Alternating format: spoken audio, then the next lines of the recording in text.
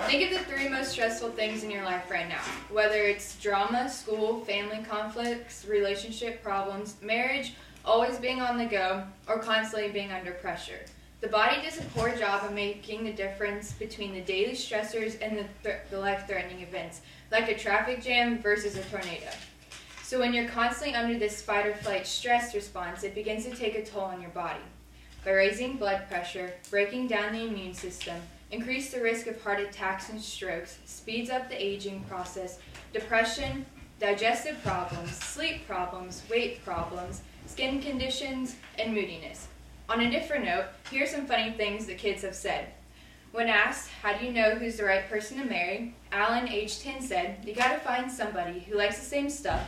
If you like sports, she should like it that you like sports, and she should keep the chips and dip coming. Another question was, what do most people do on a date? Martin, age 10, said, on the first date, they just tell each other lies, and that usually gets them interested enough for a second date. And the last question was, when is it okay to kiss somebody? Pam, age 7, said, when they are rich. And Kurt, also age 7, said, when the law says you have to be 18, so I wouldn't want to mess with that.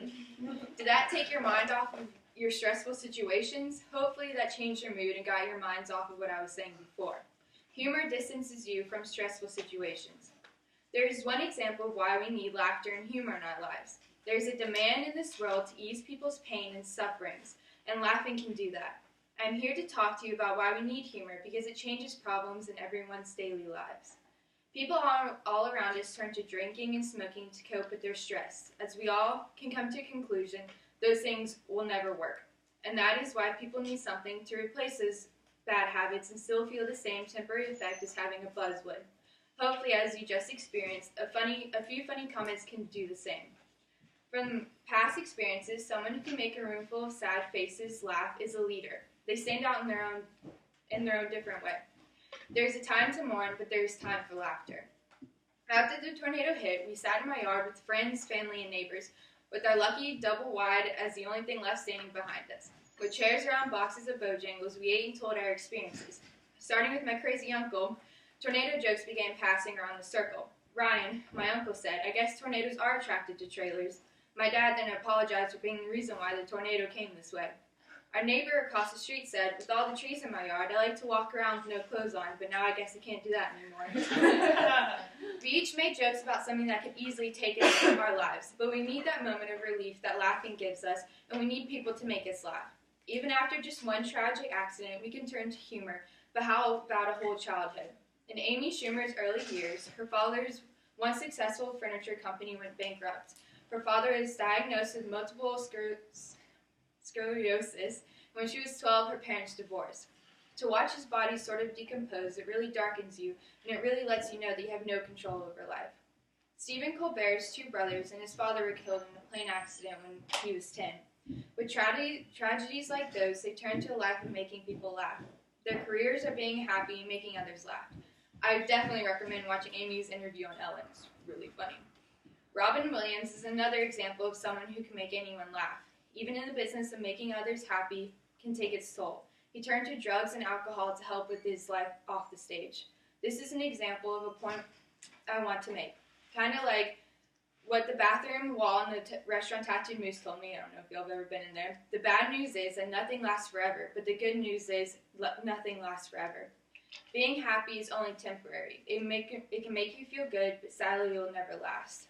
That temporary satisfaction can help you realize that you need more, but there's a lot more getting into that.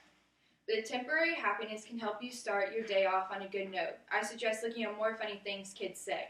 Getting that giggle in before your day starts helps you get blood flowing and puts you in a good mood. In this I Believe story, Alexandra Schumann struggled with depression in 8th grade, and she wrote, When I began to feel happy again is when I realized that I had to take the responsibility for getting better myself, rather than relying on medication and therapy alone. Also, Aristotle said, to live happily is an inward power of the soul. It's your choice to change with all the benefits from the inside out. Don't take it for granted a little humor. It's a character builder. Use it in the right times and help others around you feel happy. It is always good to be known as a person who can make someone feel happy or laugh at in a time that they need it.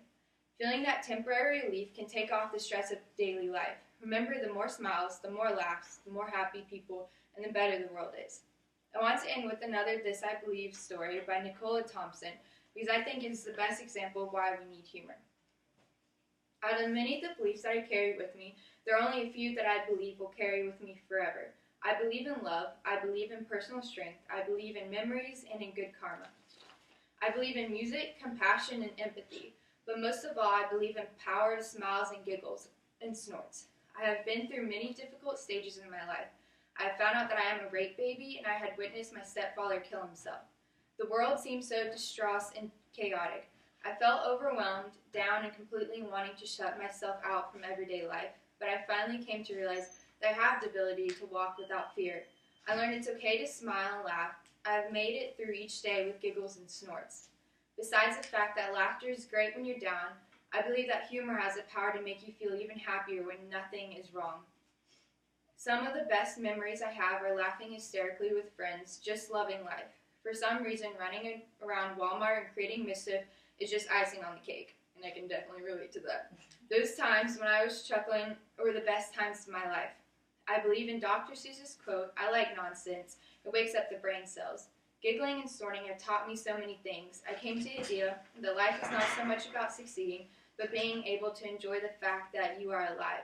It's being able to find ways to make feel like it's worth a lot more than what you originally thought it would be.